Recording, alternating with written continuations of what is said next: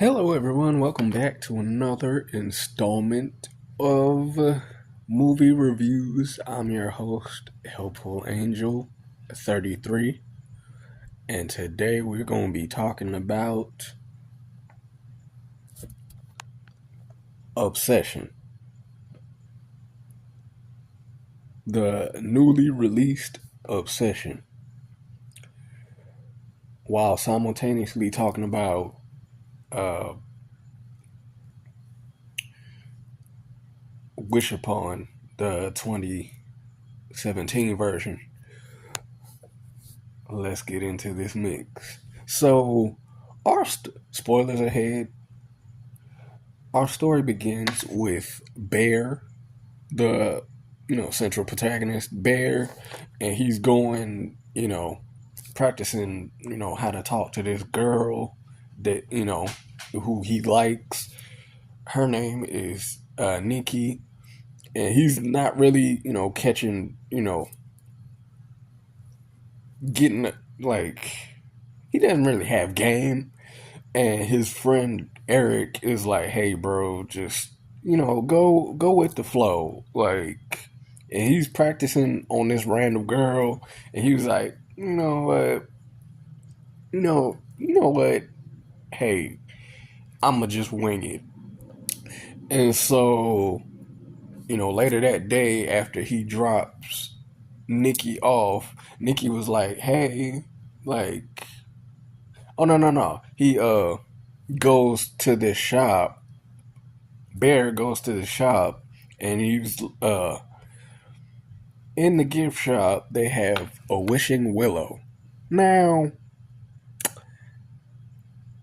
the wishing willow is kind of like you know a twig that you would see out in the yard, but it's shaped like it's twisted up or whatnot. And when you break it, you basically make a wish. It's like a wishbone.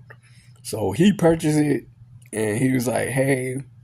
And the cashier was like, "Hey, be careful with that." Like, she was like, "Why?" It was like, "Do like people's wishes usually turn out good, or like, are there any drawbacks, unexpected drawbacks?" And so it was like, "Has there anything come out of the wish good?"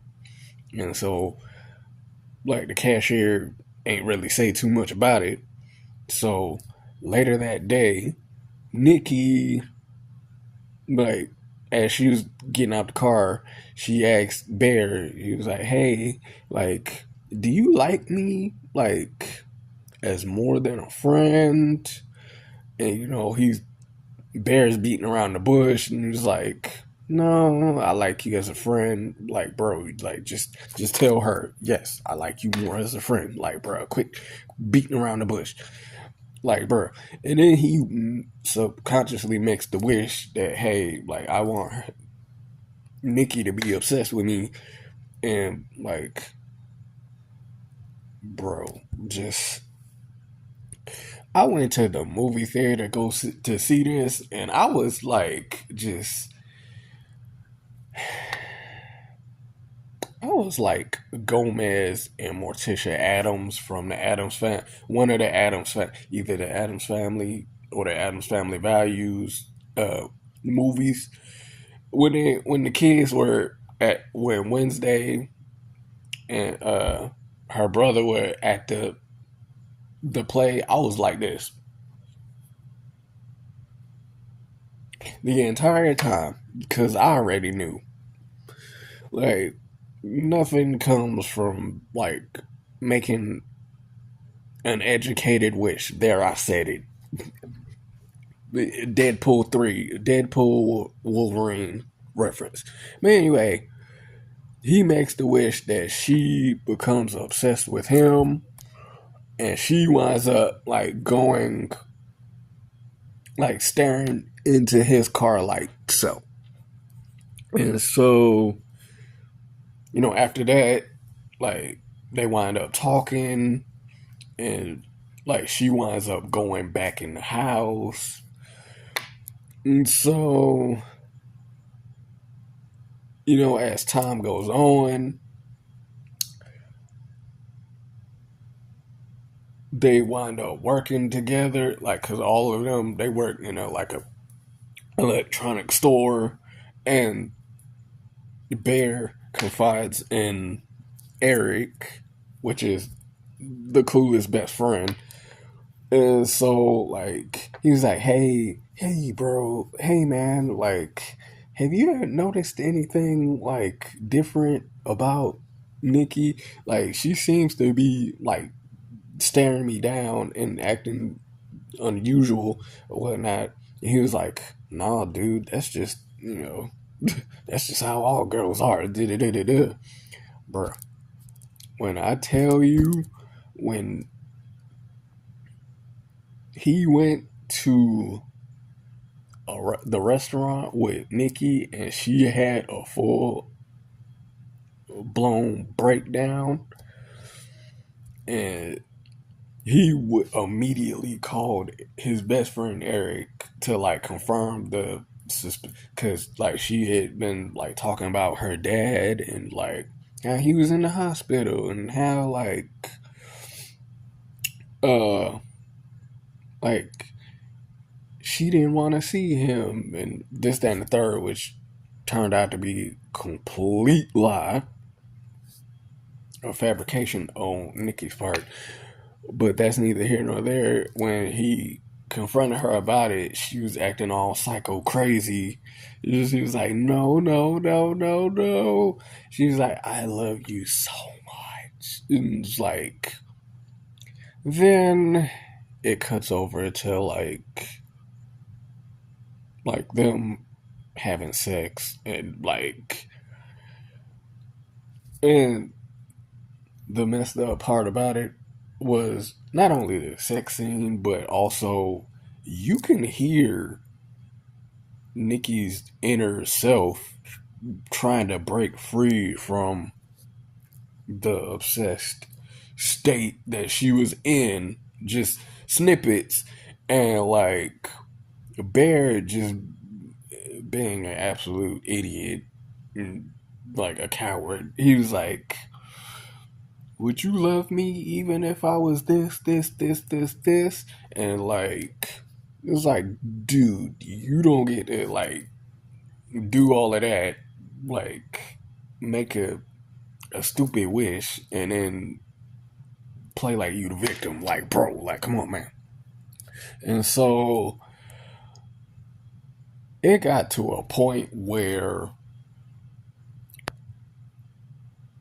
he couldn't even go to work because Nikki duct taped the entire perimeter of the door.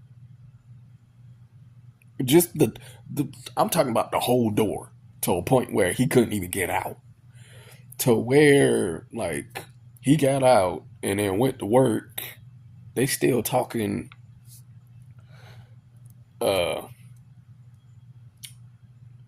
he's talking to Samantha and like he's eating his sandwich or whatnot and he's talking to Samantha and he was like and Samantha was like, yeah, she didn't really see you as a friend like that. Me and her, we were talking and like she was just like stringing you along, this, that, and the third. Meanwhile, he's eating his sandwich. Turns out the sandwich that he was eating on was his cat. Nikki found Bear's dead cat and made a sandwich, like put the cat inside of two pieces of bread. Two pieces of bread. And served that up to that man. Bro, when I tell you, he literally physically gagged and was like, he went back, he sat there in the driveway and called the Wish Willow and told them what happened. And the Wish Willow said, yeah, sorry, we can't take back the wish. The only way you could take back the wish is if you have somebody make a wish to negate your wish. But we can't take back a wish that has already been granted. And I was like, well, looks like you messed up. I was literally grinning from ear to ear because, number one, cause I know it's not funny, but the fact that, like, the main protagonist, like, will wish for something so stupid, like, to have somebody obsessed with them, like, why is it in any movie, any facet of any movie, like, it's always that one person that just wants somebody to be obsessed with them, and then they make an educated wish for said person to be obsessed with them. It never goes well at all.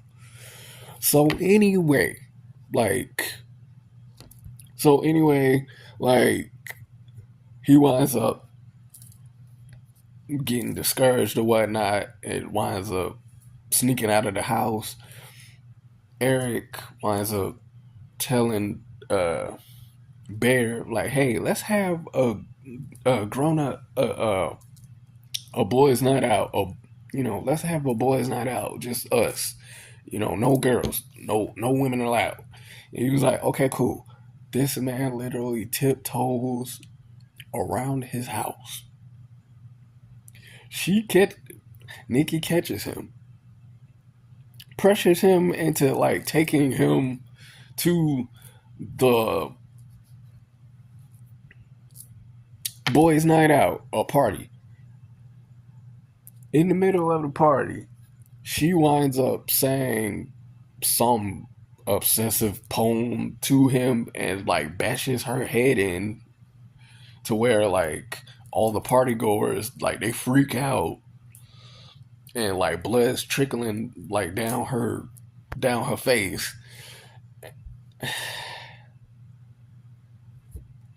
Mm.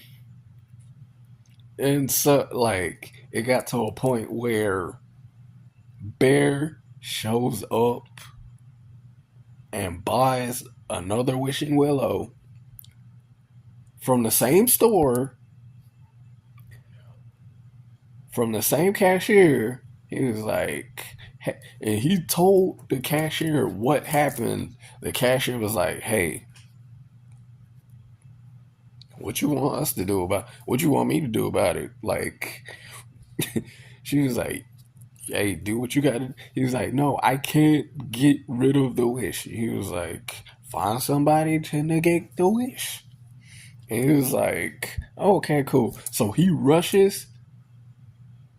Oh no, no, no, no, no, no, no, no, no, no. He tells Samantha, him and Samantha, they have a moment, and he was like, "Hey, you need somebody that's not obsessed with you, that somebody like knows the real you, somebody that you can chill with." And he was like, "Yeah." And so they were getting ready to kiss. Here's what this part freaked me out. I wasn't scared. I was like, ooh. I was just like in the theater, like Nikki breaks the passenger side window, grabs a brick from the ground, puts it in the nook of the steering wheel, and proceeds to bash Samantha's head in, like completely, like cave it in to where like her face is gone and it's just like skeleton, like a bloody skeleton. Meanwhile, Bear's like non-expressionless self was like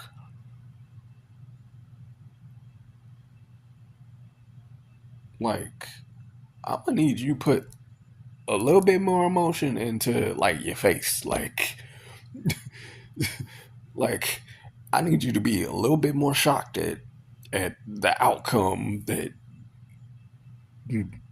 your crazy girlfriend, obsessed girlfriend, just murdered your best friend, her best friend, over a wish that you made subconsciously. So after that, Bear, he basically like runs back to his friend's house, Eric's house, and he tells his friend exactly what happened. His friend is the most clueless character because he was like, okay, so I don't believe. What if I choose believe you?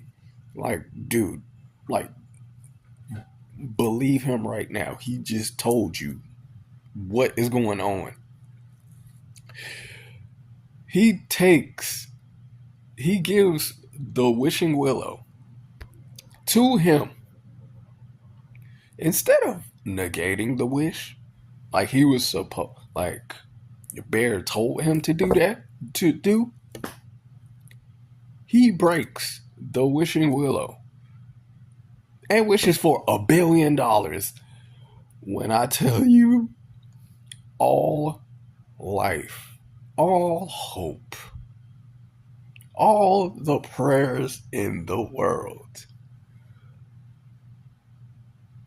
drained completely from Bear's face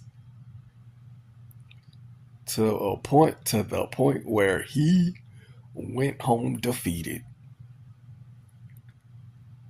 The money, like he would, like Eric wished for $1 billion and it popped up immediately. To where Bear went back home. Eric popped up over at the house, got shot by Nikki to a point where Bear is so scared that he ran in the bathroom to down pills. And he winds up negating his own wish by wishing that he was obsessed with her as she was of him. And so they're kissing and hugging, and he succumbed to the pills by overdose. To which she snaps out of the wish. She snaps out of the wish to him falling on the floor with the TV on.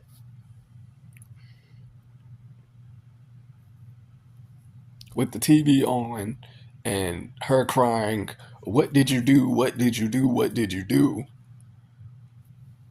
Not only did your educated wish mess up your life, but it not only messed up your life, but the life of like the people around you, your best friend, your girlfriend's best friend, all gone. Cause you were selfish, you were a coward, you just, ooh. Instead of being like, hey, I do like you, why don't we, go out for coffee or whatnot. Now, it's just, and then the movie cuts off. Now, there's a similar movie to this, but it's modeled after teenagers. And that is Wish Upon. Same premise, but it's, a Chinese Mandarin wish box with a demon inside. Just every time you make a wish, like you get like 7 wishes, and after those 7 wishes, like the demon or whatnot comes to like take whoever's in possession of the wish boxes soul to hell. Same premise. Uh,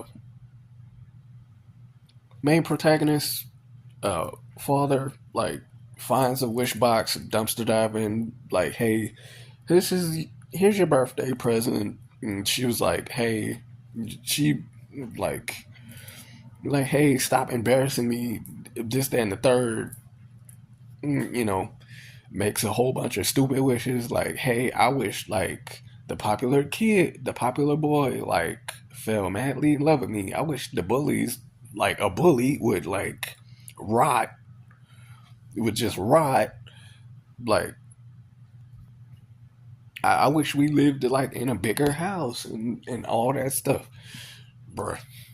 It's just to ultimately like the dog got taken out, the the best friend got taken out, the uncle got taken out, the neighbor got taken out. It's, mm, like the crush got taken out, and it's like to where the best friend confesses like they have feelings for the main protagonist, like Joey King's character, to ultimately like watch her die. They like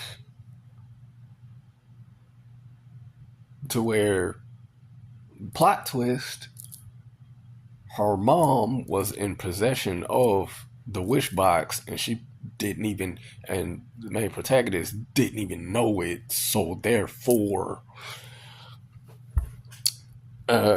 she makes a wish that she never like found the wish box, but it turns out that that was her last wish, so she gets hit by a car and dies, leaving like a post-credit scene like that, like the best friend like holds it in his hand, like, you know, chooses to like keep it or whatever or bury it, but like even still, like this movie, it's not funny, but it's, I find the idea of like wishing for somebody to be obsessed with somebody laughably hilarious, because like some of y'all ladies,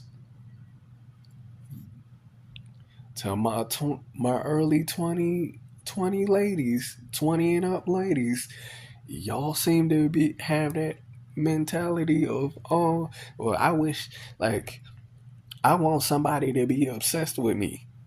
Like, why? Like, y'all say that, but like as soon as y'all get that, y'all gonna be creeped out and be like, oh no, I need my space. I need my space. I need my space. Or it's like, be careful. Be careful what you wish for. Like they did it in the 1994's movie The Craft. They did it in 2017's Wish Upon, and then they did it in Obsession. I mean, Obsessed. 2026 is Obsessed. So, like, just be careful with. Moral of the story: be careful what you wish for, because, like, making an educated wish like that, like, oh boy, like, all in all, like, I enjoyed the movie.